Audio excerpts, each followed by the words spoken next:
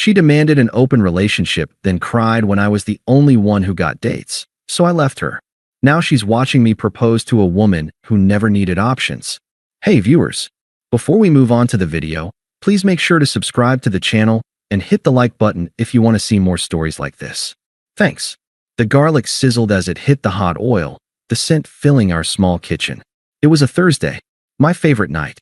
From the living room, I could hear the familiar theme song of the trashy reality show Qley loved, the one we always mocked together. I plated the pasta, a carbonara, her favorite. This was the rhythm of our life after 5 years.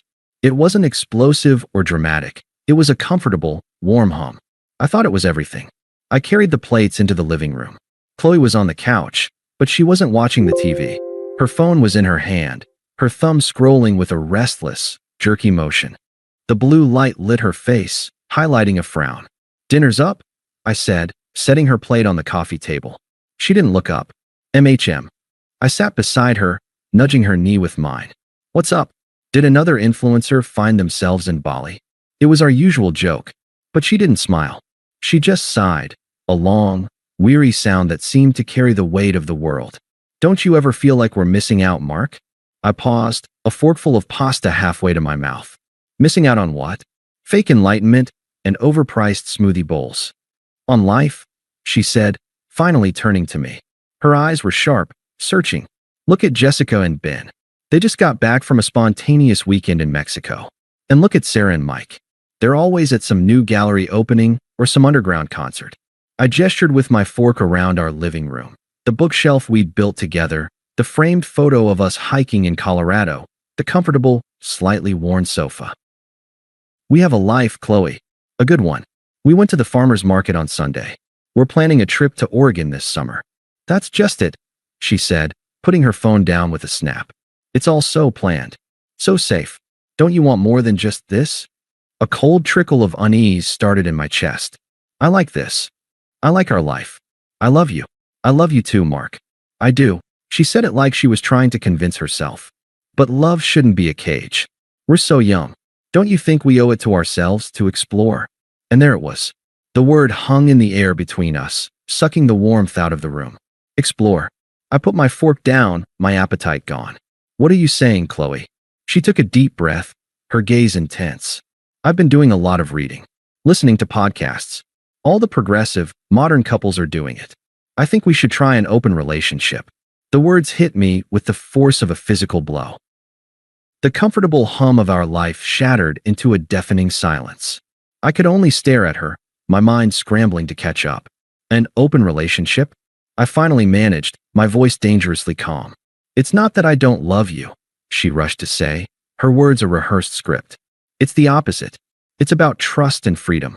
We'd have new experiences, meet new people, and then we'd come back to each other with new perspectives. It would make us stronger. It's like an upgrade to our relationship, not a breakup." I felt a part of me, the part that believed in us, retreat behind a wall of ice. I looked at this woman, the woman I'd planned a future with, whose family I spent holidays with, whose nightmares I'd soothed, and saw a stranger. "So, you've already decided this is what you want?" I asked, my tone flat, devoid of the panic she probably expected. "It's what would be healthiest for us," she said, sidestepping the question. "And if I say no?" I asked, locking eyes with her. "If I say the idea of you with someone else makes me sick, and that I don't want that for us?" Her face hardened slightly. The manipulative card was coming. I could see it in the set of her jaw. "Then I guess you don't trust me," she said, her voice cool. "And if you don't trust me, Mark, that's a way bigger problem than us wanting to experience a little more of the world." There it was, the masterstroke. She had reframed her dissatisfaction as my failing. My desire for monogamy was now a sign of my insecurity, my lack of trust. In that moment, I didn't see the woman I loved. I saw a stranger who viewed my devotion as a chain, and our life together as a practice round for something better. The cold part of me, the part that had just been born, took over. Arguing was pointless. Begging was beneath me. She had already checked out. I looked at the 2 plates of congealing pasta on the table. Our comfortable Thursday night was a corpse. "Okay," I said, my voice quiet and final. Her eyes widened. "Okay, what?" "Okay, we can try your open relationship," I said, standing up. I picked up my plate and walked to the kitchen. I scraped the entire meal into the trash, the gesture feeling more symbolic than any words I could have shouted. I had agreed. But as I stood there, listening to the stunned silence from the living room, I knew it was not an agreement to build something new. It was an agreement to demolish what was left. And I was suddenly, terrifyingly curious to see how the grand experiment would play out. The following week was a study in surreal discomfort. Our home, once a sanctuary, became a transactional space. We were two roommates playing a twisted game with rules only one of us had read. Qley dove in headfirst. She spent hours curating her dating profile photos, pictures I had taken of her on our trip to California, her laugh genuine because it was for me. Now, they were bait for strangers. Her bio was a masterpiece of contradiction. Spontaneous adventurer with a deep soul, looking for meaningful connections and unforgettable experiences. She said meaningful connections, but I knew she meant exciting distractions.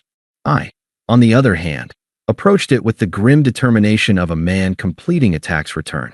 My profile was brutally honest. Committed partner in an open relationship. Enjoy quiet dinners, good books, and honest conversation. I was the anti-Qley.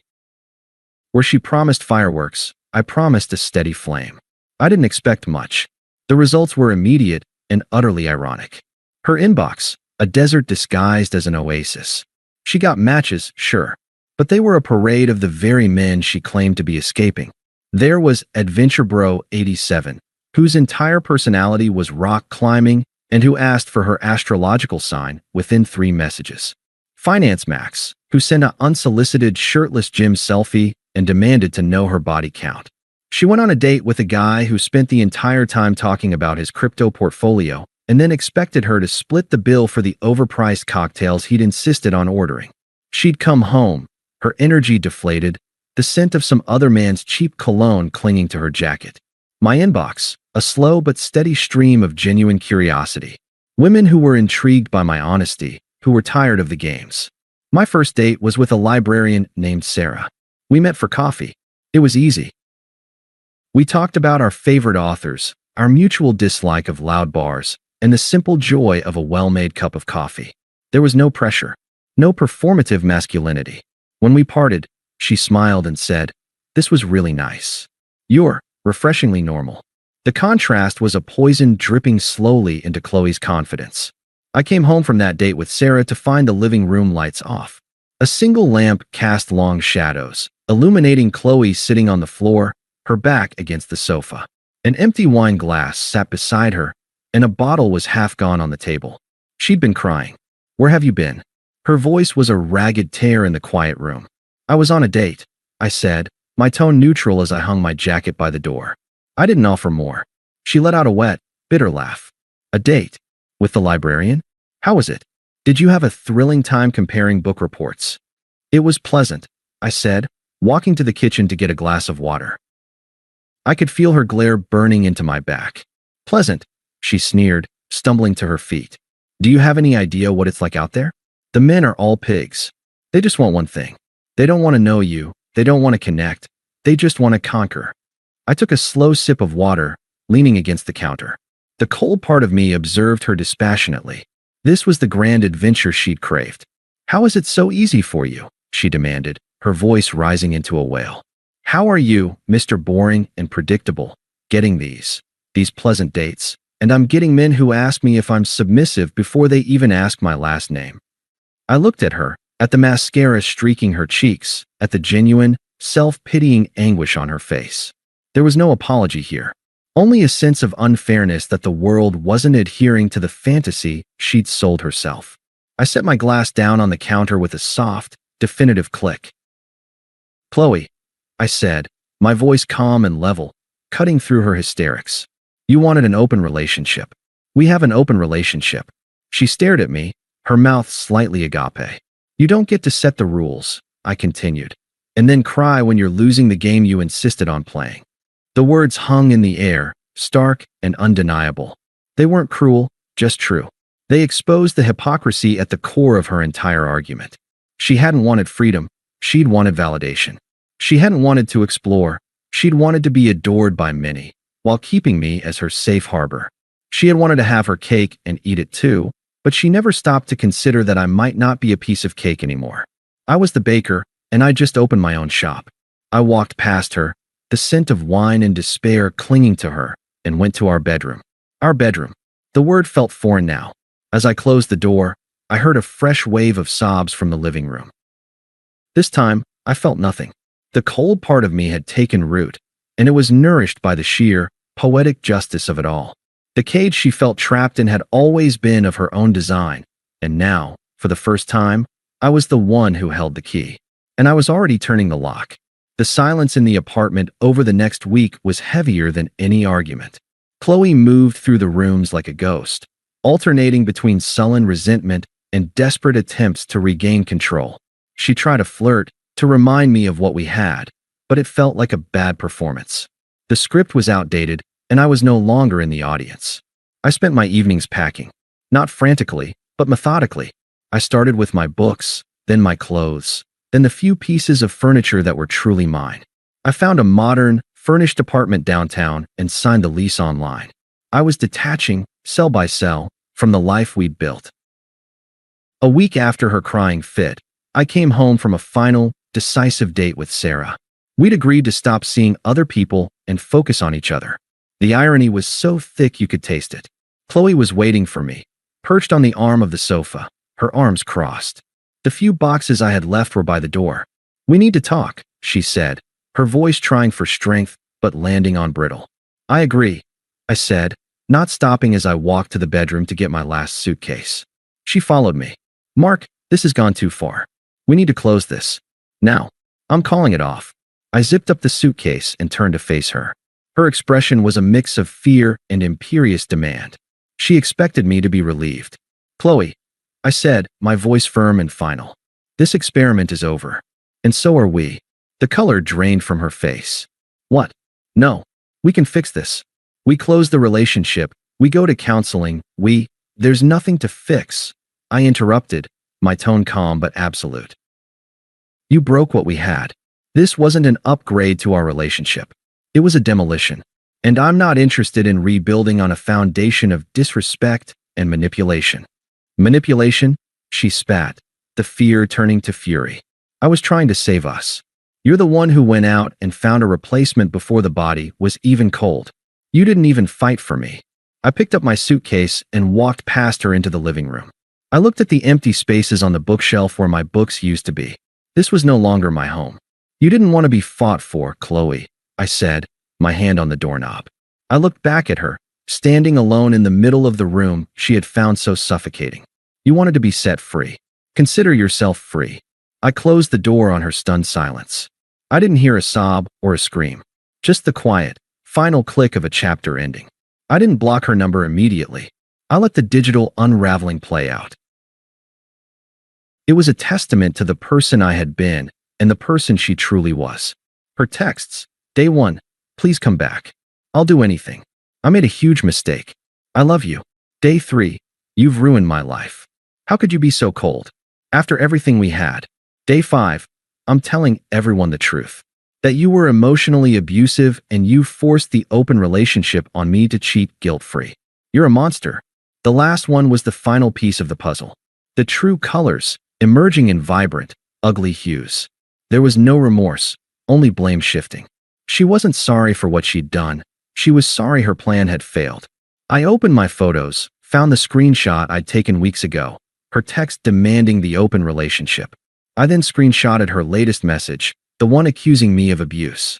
I composed a new message to her, attached both images, and wrote only 2 words.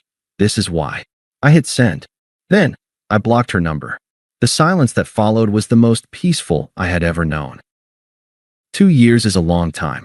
It's long enough to build a new life, one that feels more authentic than the old one ever did.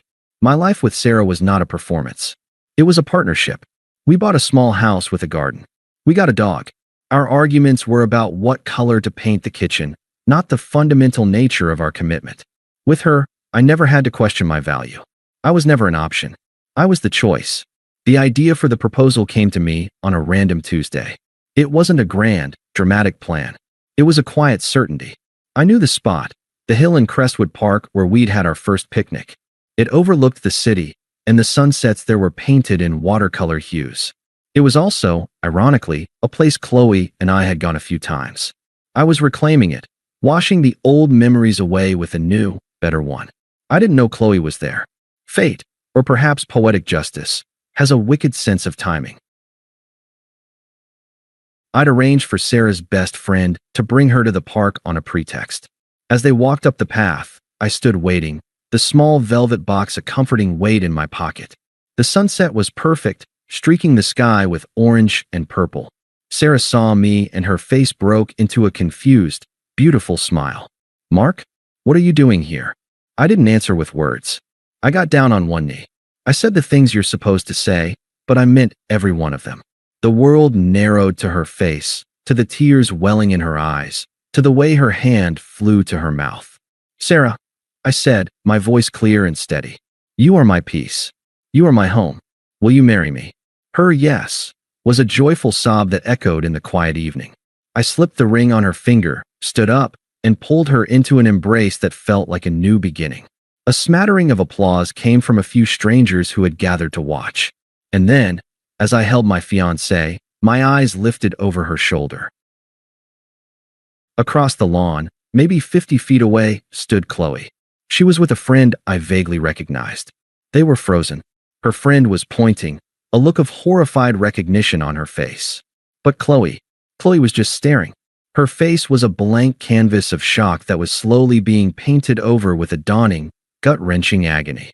She was watching the future she threw away unfold in front of her, with a woman who embodied everything she had pretended to be: secure, kind, and whole without the need for external validation. Our eyes met for a second, maybe two. There was no anger in me, no smugness, no pity. There was nothing. She was a relic, a ghost from a past life. I felt a profound and absolute indifference. I gave a faint, polite nod, the kind you'd give a vaguely familiar acquaintance you pass on the street. Then I turned my entire attention back to the woman in my arms, to my future, to my yes. I kissed Sarah, deeply, forgetting the ghost in the distance entirely. I saw her then, not as the woman who broke me, but as a lesson I had long since learned. She was a footnote in my story, while I had become the happy ending she thought she never needed. As I held Sarah, the woman who never needed options, I felt nothing for the ghost in the distance. And in that nothing, I found everything. Thanks for watching. Make sure to subscribe to the channel and hit the like button. What do you think about this story? Share it in the comments.